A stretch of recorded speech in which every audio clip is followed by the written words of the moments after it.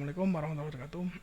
Oke, di mode kelima, lanjut di materi malware yang kemarin ya. Jadi ada macam malware dan ragam malware itu seperti apa ya.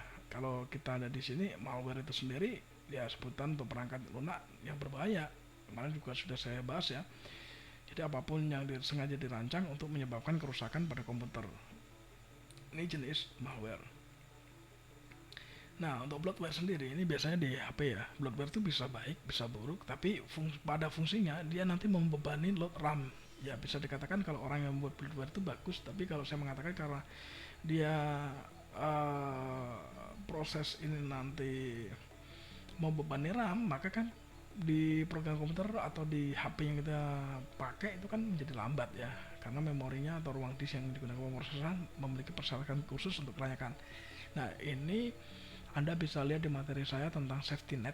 Apa itu safety net? Itu bisa Anda lihat di video, sudah saya bahas tentang safety net, aplikasi yang benar-benar lolos sensor ya lewat safety net tersebut.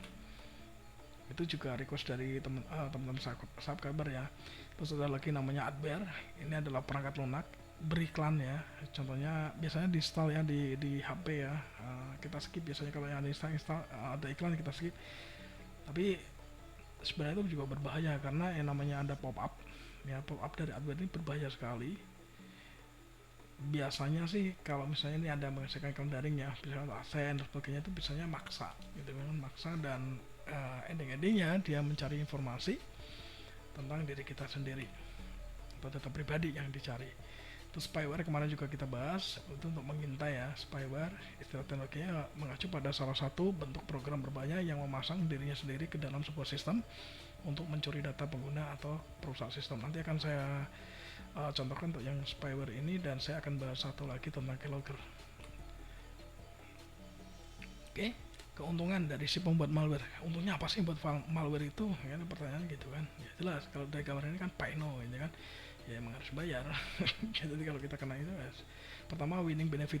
Malware dapat mencakup dari semua perangkat lunak yang digunakan untuk mencuri, memanipulasi, menghapus, atau bahkan memata-matain sebuah sistem.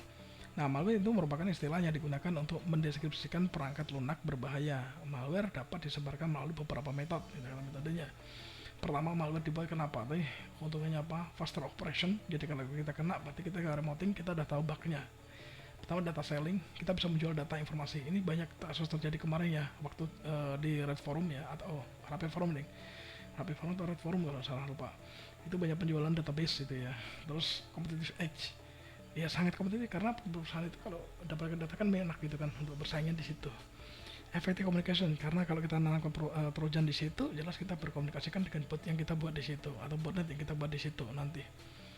Industri remote. Jadi kalau kita dapat seorang pembuat malware, biasanya sih dia gini ya, ada orang yang membayar ya. Orang untuk membuat malware fungsinya ya biasalah saingan bisnis kayak gitu ya. Jadi kita tahu kelemahannya, jadi kita bisa merawat. Misalnya dia update ya, kita lemahkan tidak bisa update, atau kita kurangin beberapa varian di situ kan bisa.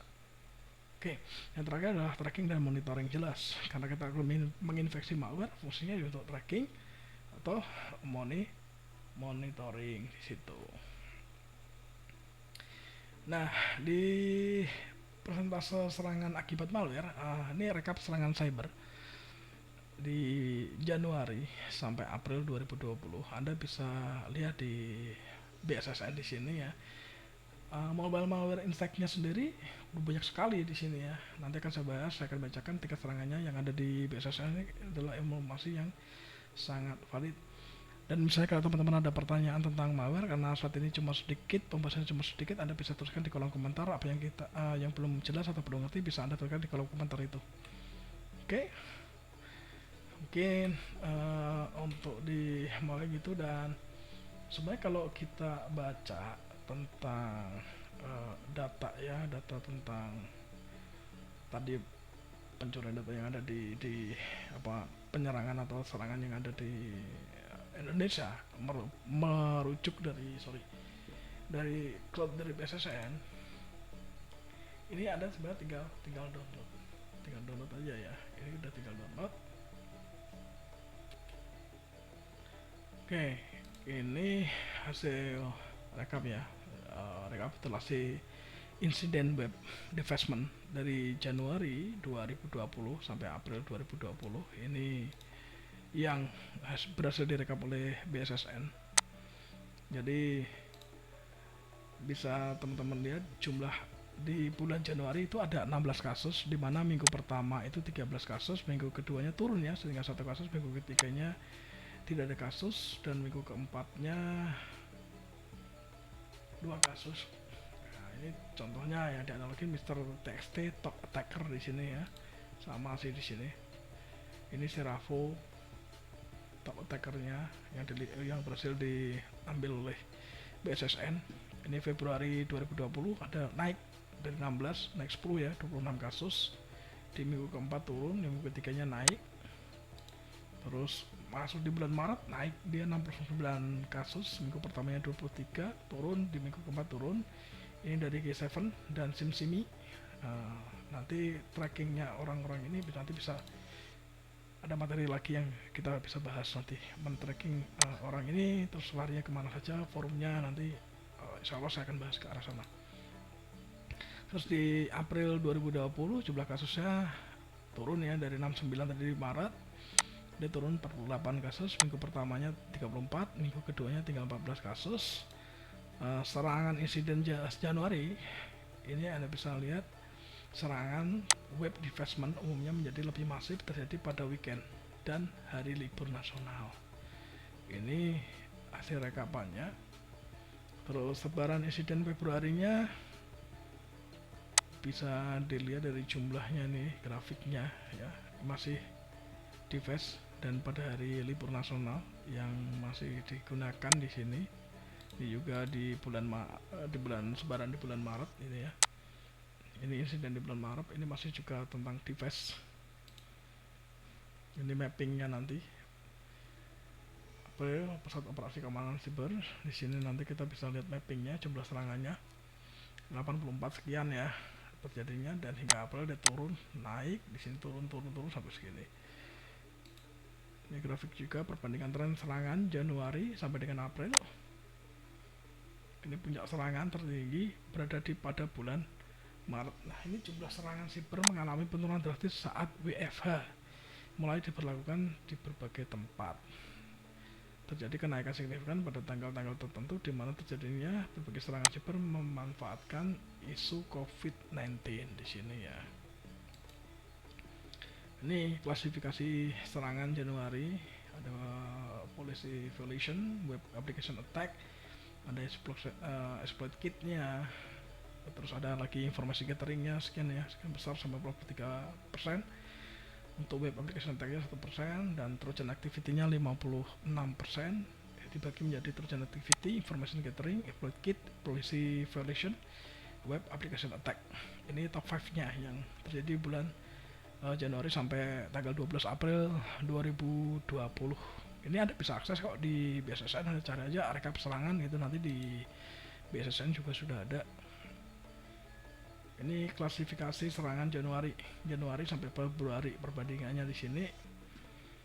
Terus naik lagi di Maret sampai April, dan puncak di sini. Sekarang kita lihat pantauannya ya. Jadi kalau kita grafik di sini kan serangannya mau Maret paling tinggi di sini.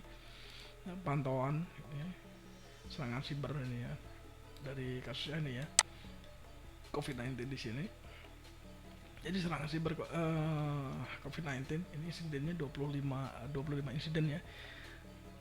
Totalnya target global ada 17 ya, 8 target negara, mayoritas malware, phishing, ransom. Januari ini pakai phishing, Februari juga masih phishing, Maret ini sudah banyak sekali, ada trojan Hack-A-Brown, Blackwater malware, Blacknet rat, ini remote access trojan tadi, dan about banking trojan, terus ada spynote, ransom, netblocker, Kerberos banking trojan, malware Ursnif, Adobot spyware, trojan downloader Metasploit, project spyware, Anubis banking trojan, adware, hidden Android ya, admit, Metaverse services. Di services ini digunakan dia untuk DDoS ya, terus tracker edge. Nah, di bulan Aprilnya tinggal malicious zoom. Nah, ini biasanya nyarinya yang sering nge-zoom ya, dicari di situ. Dan di bulan Januari, email spam berisi atas manfaat malicious, email pencuri coronavirus atas update namun berisi malware, email berasal dari Kementerian Kesehatan. Ini resmi ya yang mengeluarkan dari BSSN dan Anda bisa lihat karena di sini udah ada rekapnya semuanya. Terus Februari sampai Maret ini Jepang.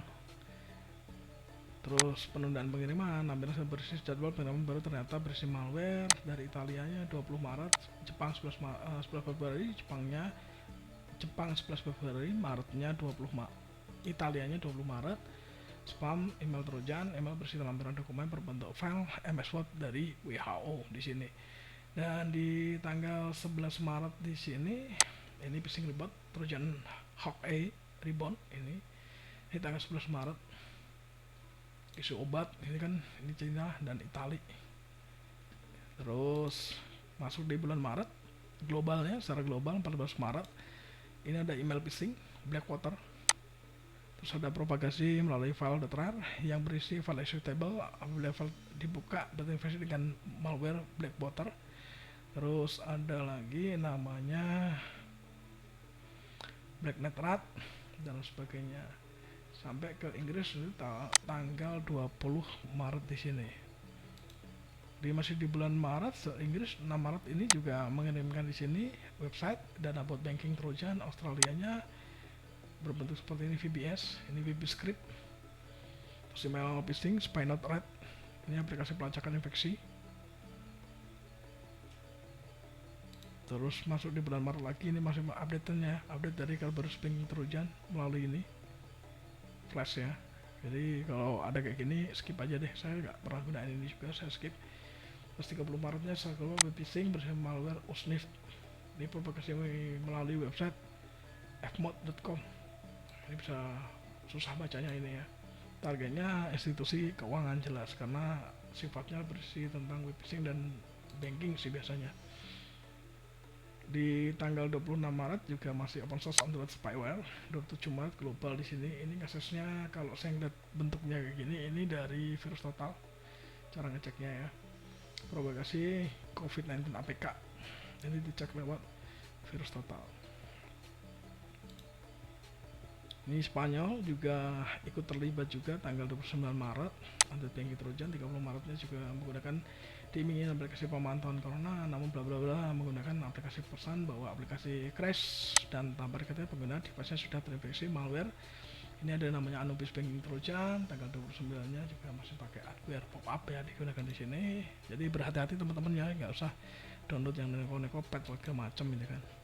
Masih Maret tinggi sekali ya di bulan Maret di sini. Ini ada coronavirus APK Metasploit yang digunakan. Ini pakai Ahmid spyware. Terus ada lagi Hidden Android. Dan ini untuk Maret sampai April. 1 Aprilnya Zoom. Malaysia Zoom di sini. Nah, sebenarnya kalau mau tracker kayak gitu sih URL-nya cukup Anda andalkan di sini ya. Andalkan di Virus Total. Kalau ketemu link Anda tinggal cek di sini aja linknya pakai Virus Total. Anda drop linknya aja di sini, bisa pakai URL di sini ya, kayak amicom.ac.id. Ini kan nggak mau pakai HTTPS, ini www.ac. Nah nanti dia biar nyari di Amicom. Kalau misalnya dia nggak ketemu ya kita buka websitenya aja. Buka website gini, kita copy karena di awalnya dia pakai home, terus try new search. Pakai search aja di sini. Udah. Dia bisa nyari-nyari lah di sini. Nah, di sini ada satu nih. Ada subspecies ya. Nanti ada data link di sini, terus ada link, ada community. Nanti ketemunya di sini. Ini larinya kemana saja. Nah, ternyata di sini ada, nggak tahu ini punya siapa nih. Kita bisa cek. Nah, kalau di sini nggak ketemu, sekalian kita cek aja lah ini YouTube-nya siapa sih. Kok dia main asal kabar di sini ya.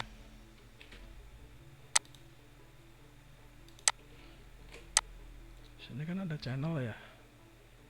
Channel di sini. Kira-kira larinya kemana ini YouTube ini? Nah, berarti larinya di sini.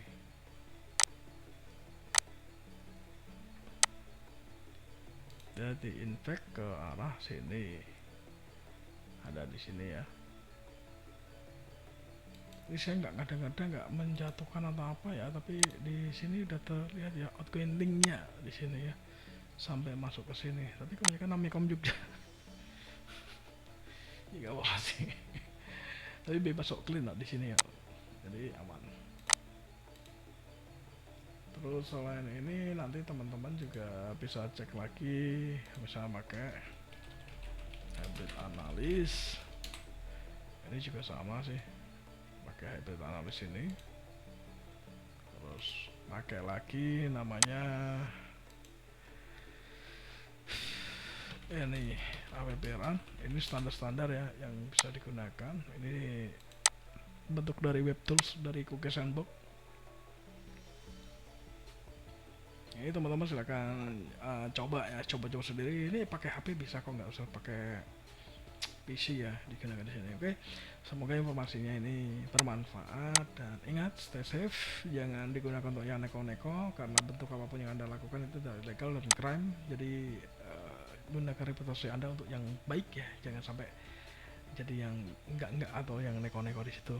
Cukup sekian dan jangan bosan di channel ini. Wassalamualaikum warahmatullahi wabarakatuh.